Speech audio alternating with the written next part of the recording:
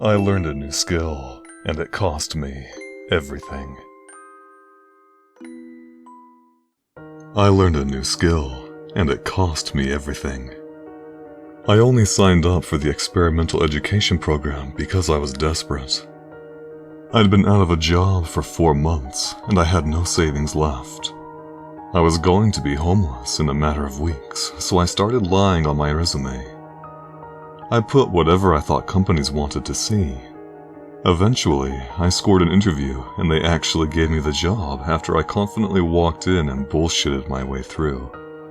A handshake sealed the deal. I would be making $200 grand a year with peptides. The only problem, I was due to start in 2 days, and I had no idea what peptides even were, let alone how to work with them. My whole life was about to implode, so, naturally, I sat around drinking beer and scrolling the internet all Saturday night. It was there that I saw a sidebar ad for the experimental education program. They claimed that, using virtual reality, I could learn a new skill in under 3 minutes. Not just a new skill, but any skill, regardless of complexity. Right, impossible, sure. Drunkenly, I responded to their ad with an email, asking if I could learn molecular biology in under 3 minutes. It was 2 a.m. on a Saturday night, but I received an immediate response from Dr. Jensen, claiming that, yes, that was possible. Right, sure. Rolling my eyes, I signed up for one of their prototype trials the following morning. I awoke hungover that Sunday morning to an alarm that my past self had set. It read, "Learn molecular biology, 12:15. God, really? Well, I had nothing to lose. I dragged myself out of bed, showered in a funk, and drove out to the offices of experimental education. Parking outside that nondescript office building near downtown, I remained ready to bolt out at the first sign of a multi-level marketing scam. The parking lot was astoundingly solitary and lonely under that gray, drizzling overcast, which I took, paradoxically, as a good sign. If there'd been dozens of other people heading in, then we were all probably marks for some PowerPoint pitch. As I approached, a bespectacled older man in a white lab coat stepped out from the automatic glass doors. Through his medical mask, he said, "You're late." I looked at my cell phone. It's 12:16. The process only takes 3 minutes. He chided me. I could have been a third of another appointment if we were fully booked. Oh shit, sorry. I awkwardly followed him into the building without further protest. The halls within were standard Art Deco, and had definitely been rented by his team rather than built for this purpose. I might have even been there before for something else years ago, it was impossible to tell. He showed me through a door, where an office full of medical equipment waited next to 2 impatient nurses. They were both wearing masks, just like the doctor, but I was not. I reached in my pockets pretending to look for a mask, but they ignored my attempt to save face. One nurse guided me to the central chair, while the other prepared a syringe of neon green liquid. It was the doctor himself who handed me a clipboard with several sheets of paper on it. I briefly scanned it, noticing some medical terms and molecular biology written in cursive halfway, but he shoved a red pen in my hand. I asked, "Is this the waiver?" It's the contract. He said flatly. You're already late. Please just sign it. Both nurses stopped and stared at me. Feeling intensely pressured, I awkwardly wrote my signature in red on the bottom and handed it back to him. He stashed the clipboard, then returned with a helmet that looked straight out of a science fiction B-movie. Confused by its colorful lights and exposed technological hardware, I asked, "Is that the virtual reality helmet?" As he slid it over my head, he said, No Matrix jokes, please. My senses went black as the helmet covered my eyes, ears, and nose. Where are the controls? Nobody answered me. Instead, I felt a jab in my arm. I could only figure that the nurse was injecting me with that neon green liquid, but it was too late to ask why. A white light appeared in my vision.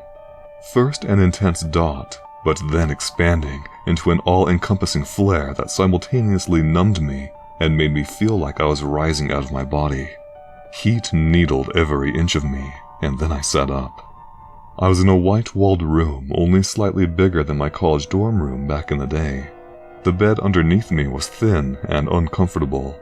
Had something gone wrong? Had they brought me to somewhere else to recover? I shakily stood, finding myself clothed in a basic white shirt and basic white pants. Both were thin, like hospital gown material. A nearby sink was made of white porcelain, and I walked over to it. No mirror. I think that was what first tipped me off. Mirrors were a processing cost that most games weren't willing to pay, and it was even harder in virtual reality, where the coders could never guess what the protagonist looked like in real life. The next thing that tipped me off, there was no door.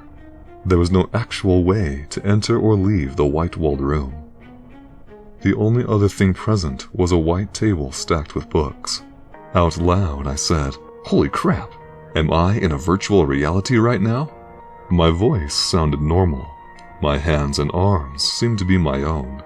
My legs even ached a little. If this was a virtual reality, it was insanely good. I actually felt like myself, just cast into a new environment. Maybe the injection had been some sort of hallucinogen? Maybe the helmet's visuals weren't really this good, but I was perceiving them as realistic? If that was the case, then learning a new skill might be difficult. I approached the table and sat in the only other furniture in the room, which was, of course, a white chair. The books were all thick texts pertaining to molecular biology. Okay then, this is what I'd signed up for. This is what I needed. And it looked like it was really happening. Opening the first book, I started reading. It was heady and complex stuff that tired my brain quickly. After about half a chapter, I sighed, looked around, and decided to take a break. Screw it. Nap time. I awoke in a blink, feeling as if I had never slept at all. That wasn't good. I returned to my textbook and made it through to the end of the first chapter. Okay, I now vaguely know how a cell worked. I was feeling better, actually, which I chalked up to my hangover fading. I continued on for another chapter before breaking from the textbook with bleary eyes. Time to eat. I stood and looked around. No food. Simulating hunger was a new thing I'd never expected, and I was honestly wondering why they'd programmed that in without providing any food. I turned on the sink, but the water that came out was black and stank of rotten eggs. Mortified, I shook my head and backed away.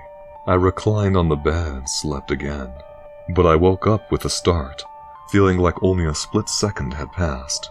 The only indicator that time had passed was that the rotten egg smell had faded. I was still hungry and tired.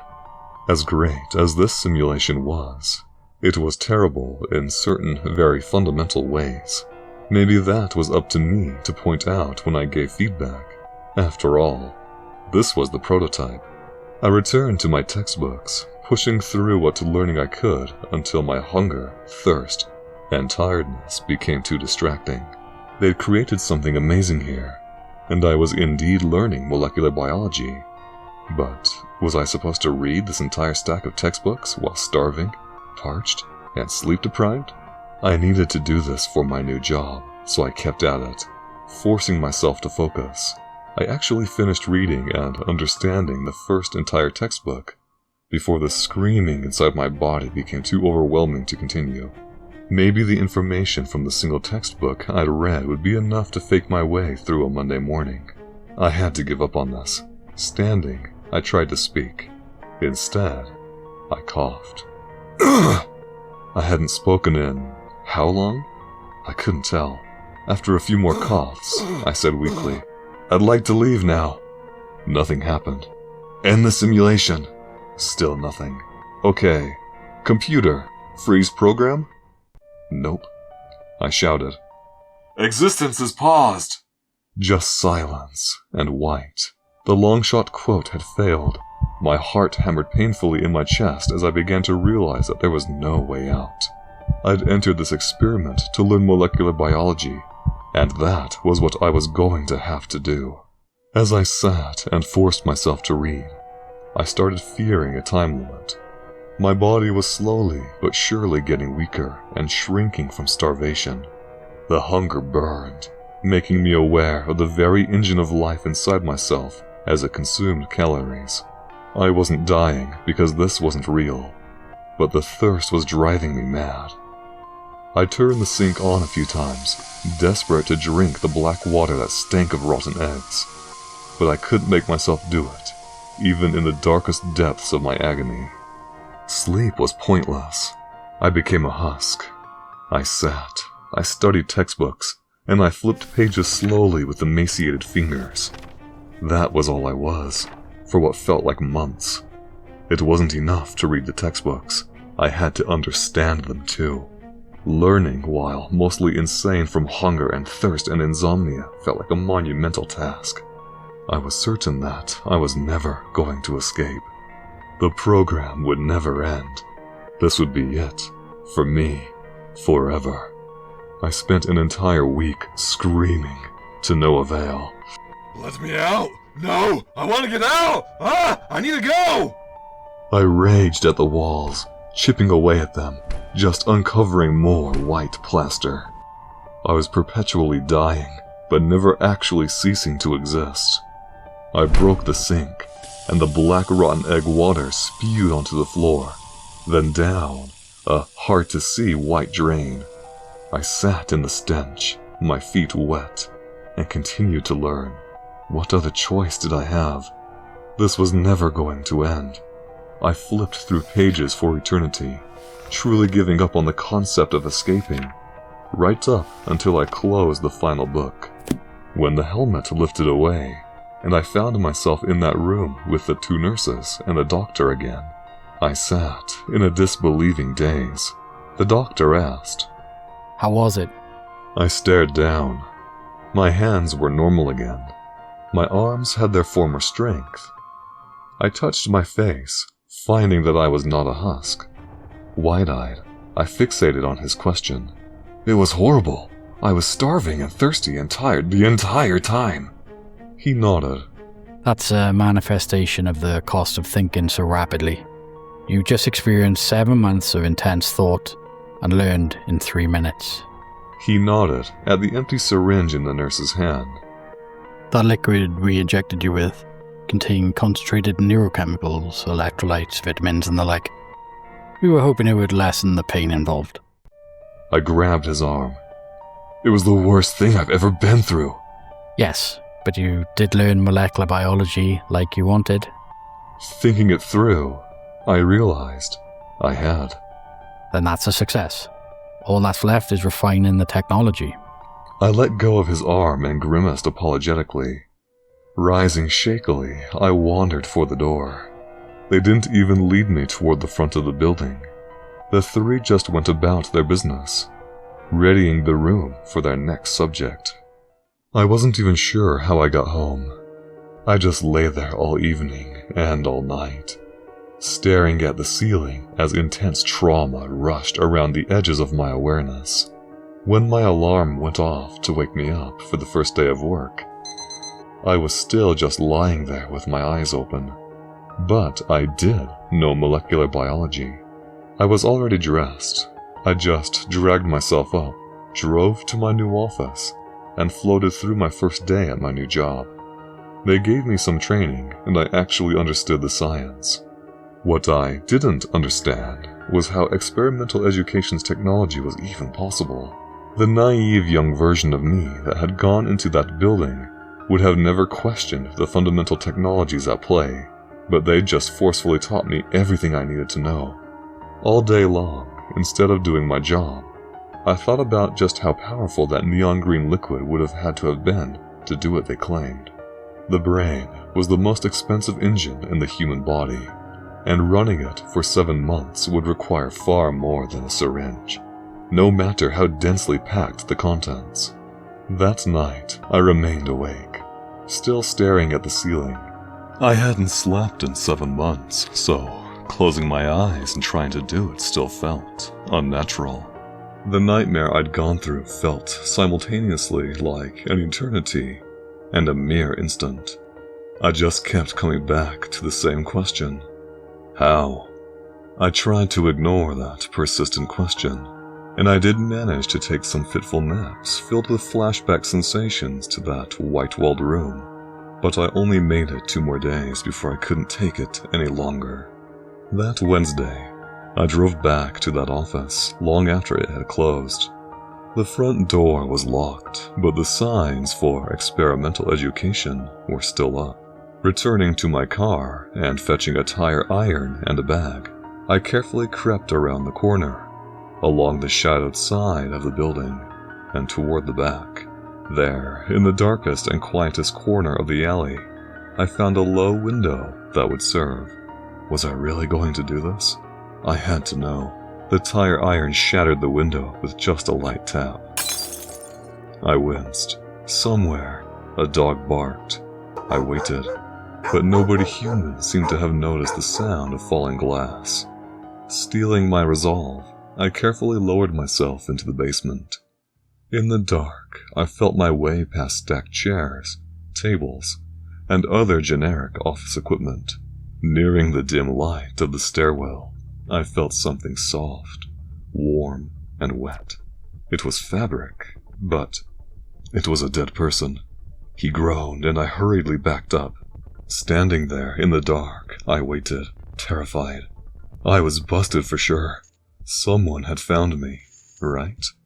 When he didn't say anything, I sensed that something was very wrong, in a different way than I'd expected. Moving further, I found a light switch, then turned around to look. A tan-skinned man of vaguely Middle Eastern appearance was hanging by both arms from 2 thick chains embedded in the ceiling.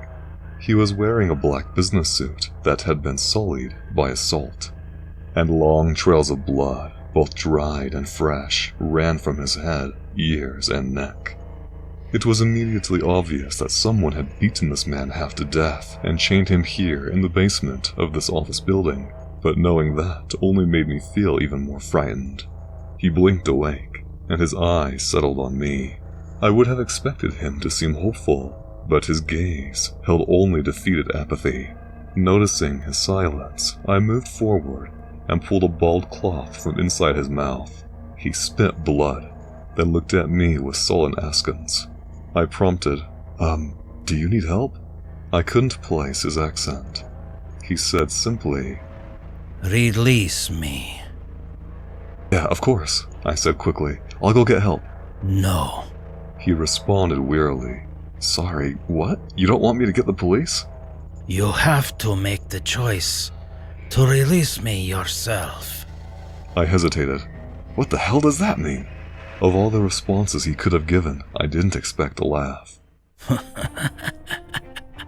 His tired snicker echoed throughout the basement, setting me on edge. There was something very, very wrong here. Something very, very wrong with him. I had no idea what his relation was to experimental education, if he even had one, but I backed away with an increasing urge to run. He just stared at me, never blinking. I found the stairwell and stumbled my way up, keeping my eyes on him as long as I could. When I finally closed the stairwell door quietly behind me, a palpable primal fear drained out of me. Something about that chained man had frightened me in a way that was deeper than logic, and deeper than mere emotion. After I was done here, I was going to call the police, and I was never going near him again. I moved through the dark hallways lit by red exit signs until I found the room I remembered. The equipment was all still inside, and, after waiting and listening for another few minutes, I dared enter and turn on the lights. Quickly I moved to the biohazard container.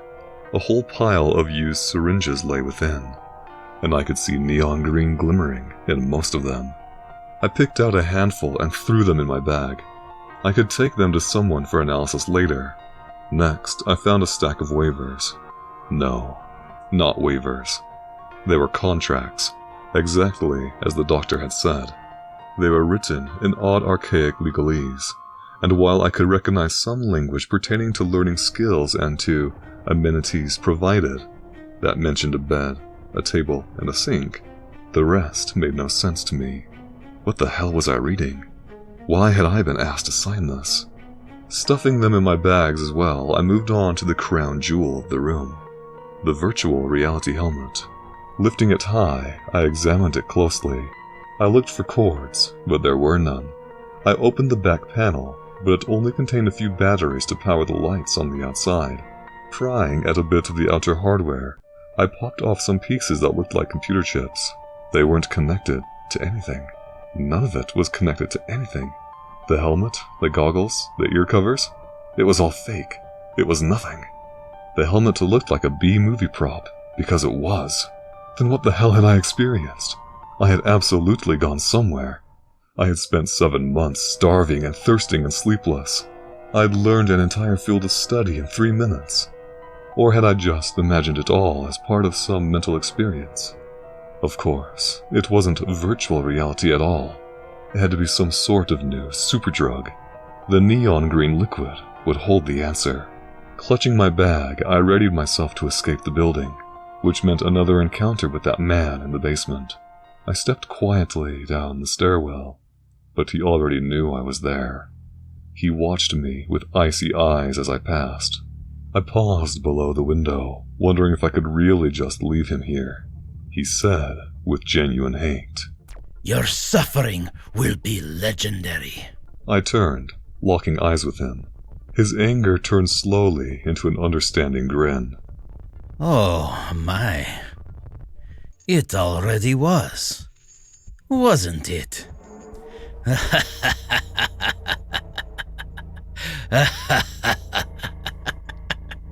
His mocking laugh followed me as I climbed out of the window and ran for my car.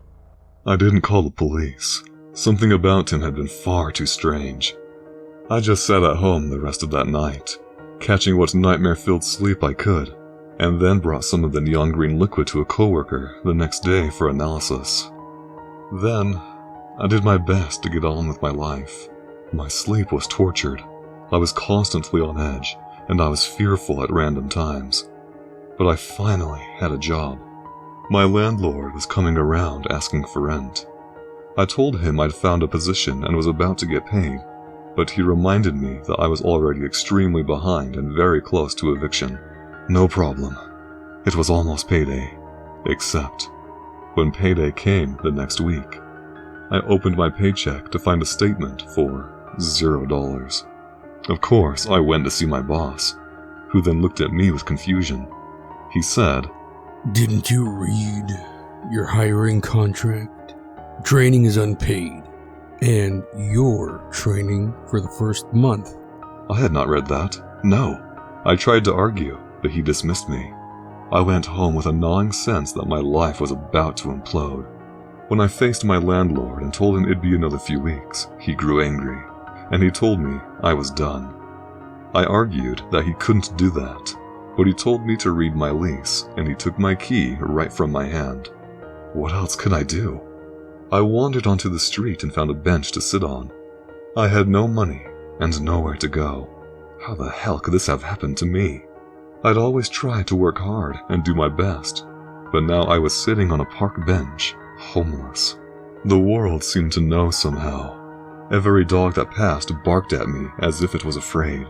I got up and tried to go to the church for charity, but the door wouldn't open for me. Strangers seemed to get chills if I stood too close to them. I simply felt wrong, and somehow, I wanted to blame it all on experimental education.